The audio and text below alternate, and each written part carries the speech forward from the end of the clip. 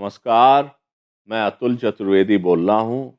हमारी podcast the wisdom weave में एक अगले एपिसोड के साथ आपका स्वागत है। इस समय पिछले कुछ एपिसोड से मैं आपसे चर्चा कर रहा हूँ देश और विदेश के अलग अलग शहरों के कुछ बाजारों की, उनकी विशेषताओं की, और यदि कुछ जानकारी संभव है तो उनके इतिहास की। आज मैं आपसे चर्चा करूंगा आगरा के कुछ बाजारों की।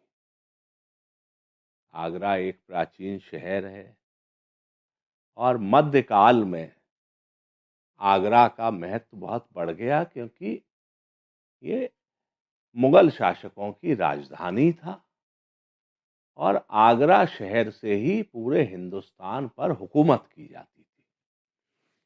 तो निश्चित तौर पर एक ऐसा शहर जहां से सारे देश में शासन किया जाता है, वहाँ व्यापार की भी बढ़ोतरी निश्चित तौर पे होती ही है, लोगों की आमद दरफ्त भी होती ही है।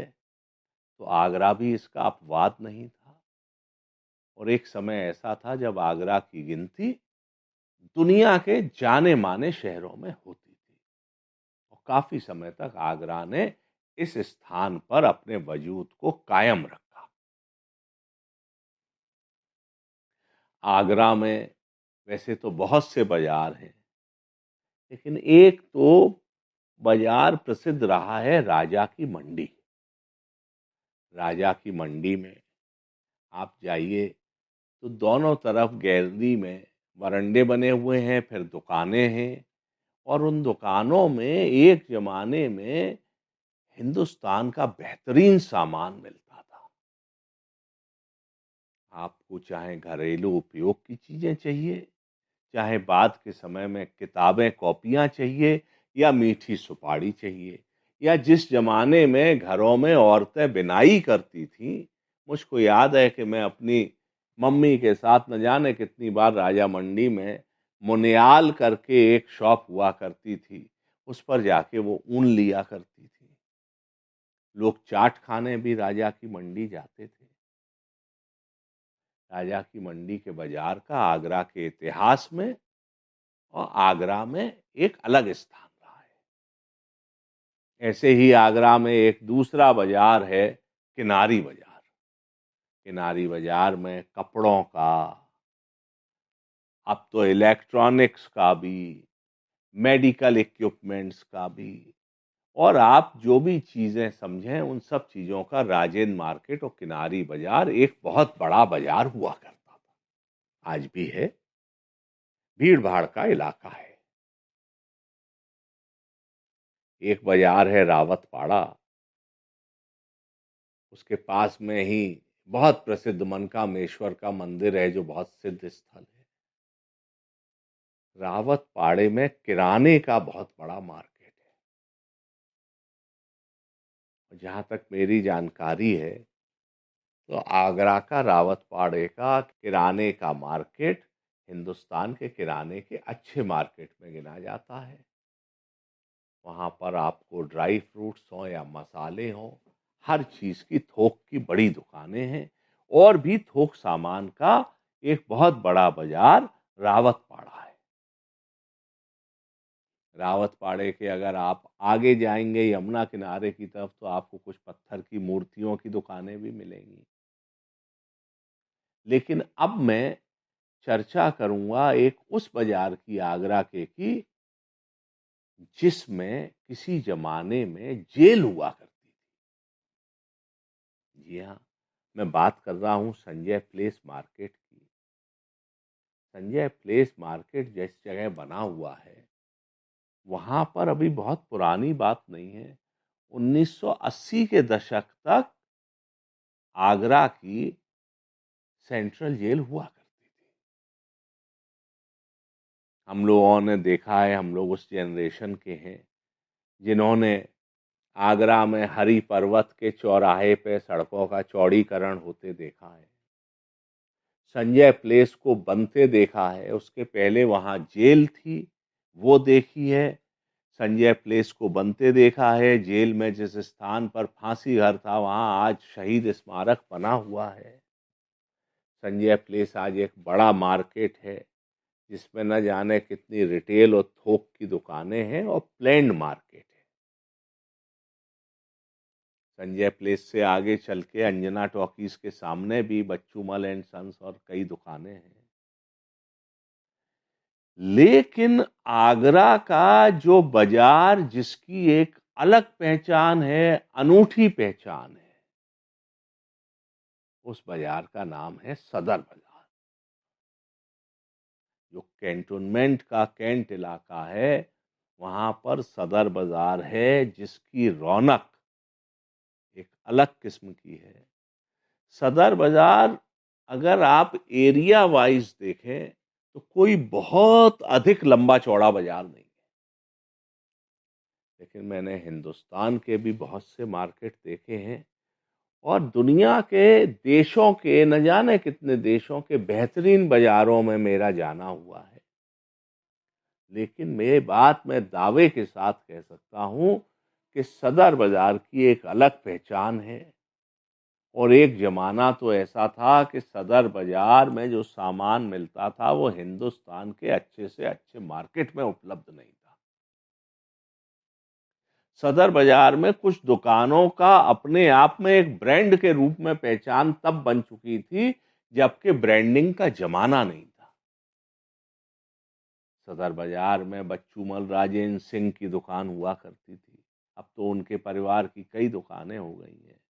बैंड बॉक्स ड्राई क्लीनर था, सुरेश रेडियोज था। मॉडर्न बुक डिपो करके जो शॉप है सदर बाजार में, वहां आप दुनिया की बेहतरीन नामचीन किसी किताब का नाम लीजिए और वो वहां मिल जाया करती थी। मॉडर्न बुक डिपो के मालिक भान साहब, बड़ी बड़ी मूछें और एक रौबीला व्यक्तित्व, लेकिन रौब के संग शालीन व्यक्तित्व। आगरा में सदर बाजार में जो लोग गए हैं, जो जाते हैं, उनको मालूम है कि मॉडर्न बुक डिपो दुकान की एक अलग पहचान क्यों है।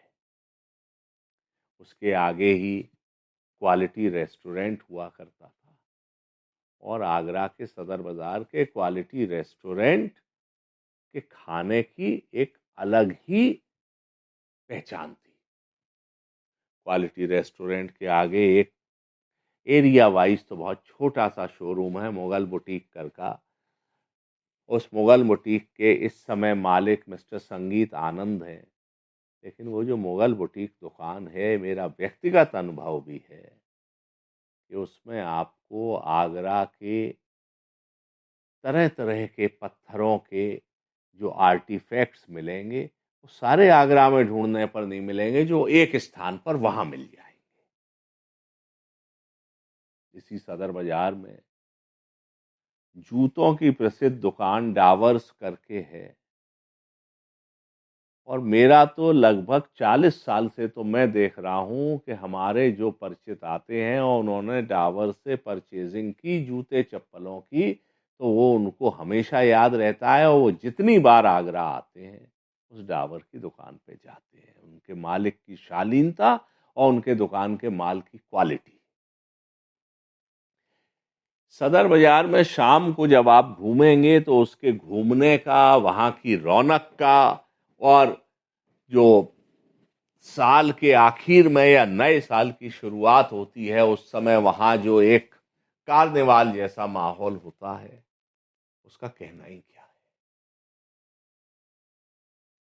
सदर बाजार में जो चाट गली है, तो मेरा कहना है कि उस चाट गली में अगर आपने चाट नहीं खाई, वैसे तो आगरा में सेठ गली की चाट बहुत मशहूर है, लेकिन सदर बाजार में भी जो चाट गली है, हालांकि अब उसमें आपको गरम दूध भी मिल जाएगा, चाइनीज खाना भी मिल जाएगा, कॉन्टिनेंटल भी मिल जाएगा और इंडियन डिशेस भी मिल जाएंगी, लेकिन जो चाट गली में आपको चाट मिलेगी, पाव भाजी मिलेगी, पानी के बताशे मिलेंगे, तो उनको तो मैं यही कह सकता हूं कि जिन्होंने खाया है उनको उसका स्वाद का अंदाज और अनुमान है। और कबीर दास कह गए हैं कि जैसे गूंगे केरी सरकरा खाए और मुस्काए, तो आगरा की सदर बाजार की चाट गली की चाट का स्वाद भी वही जानता है।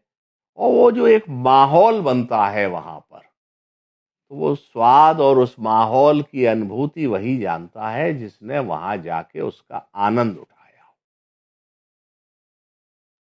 सदर बाजार के पास में ही एक थोड़ा उस एरिया को एक्सटेंड करें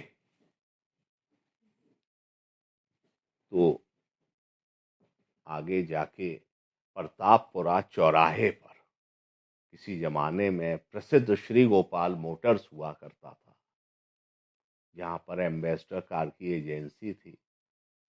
और उसकी एक अलग किस्म की हनक थी। हर साल हमारे पिताजी नई एम्बेसडर लिया करते थे, हम लोग वहां जाते थे और श्री गोपाल मोटर्स से जुड़ी न जाने कितनी स्मृतियां हैं। और अब वहीं पर उस इलाके में उसी जगह पर शोरूम है क्राफ्ट पैलेस करके, जैन फैमिली का। क्राफ्ट पैलेस में भी आपको आगरा के एक से एक नायाब आइटम पत्थर पे काम के देखने को मिल जाएंगे।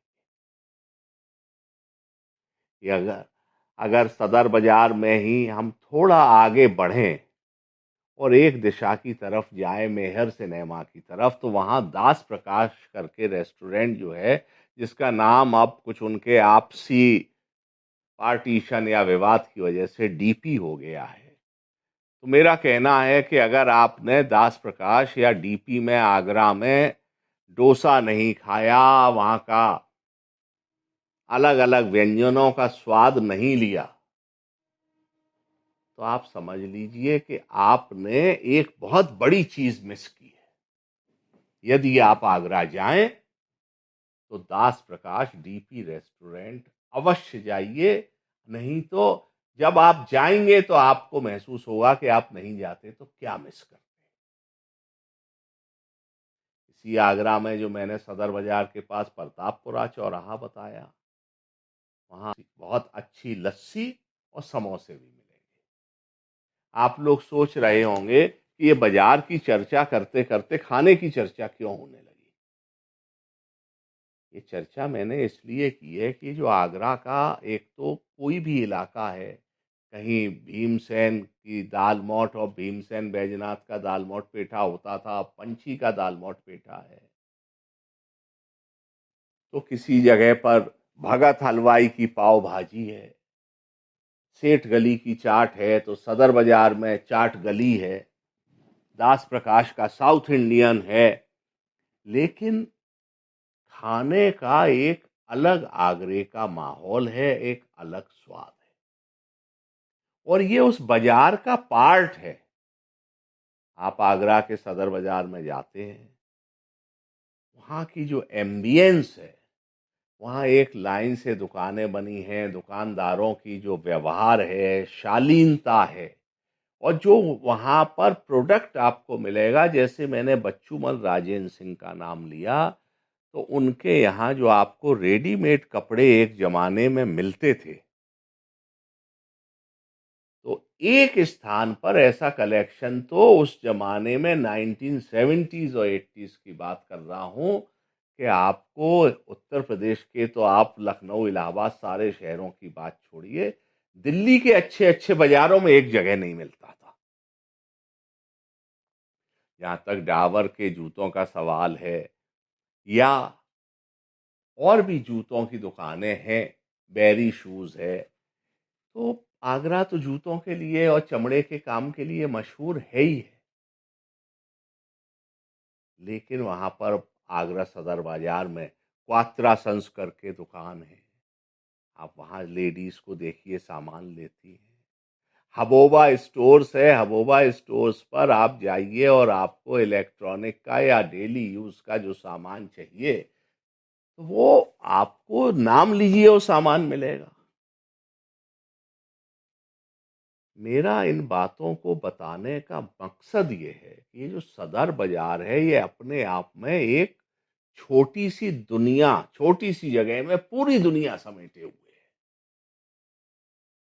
बहुत से बाजार होते हैं, वो स्पेसिफाइड होते हैं, एक किसी चीज विशेष के लिए होते हैं।